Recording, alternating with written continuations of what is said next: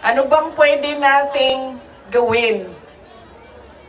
Ang pwede natin gawin ay i-demand na ipauwi or iuwi nila si Pangulong Duterte. Bring him home! Bring him home! Bring him home! Bring him home! Bring him home! Bring him home!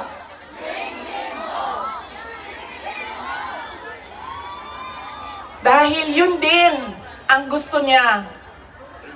Araw-araw na nandun ako, sa mga araw na nandoon ako, isa yan sa paulit-ulit niyang sinasabi, kailan mo ako mapalabas dito dahil darating ang eleksyon, mag-mayor pa ako ng syudad ng Davao.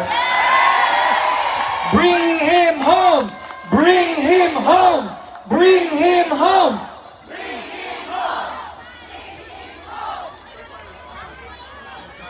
At yun ang gusto niya. Gusto niyang umuwi. Sinabi ko din sa kanya yon pa. Sabi ko, yung kagustuhan mo na umuwi, yan din yung katapusan ng buhay mo. Magiging Ninoy Aquino Jr. ka. At sinabi niya sa akin, sabi niya, kung ganyan ang kapalaran ko, then so be it. Basta lang mauwi ako sa Pilipinas.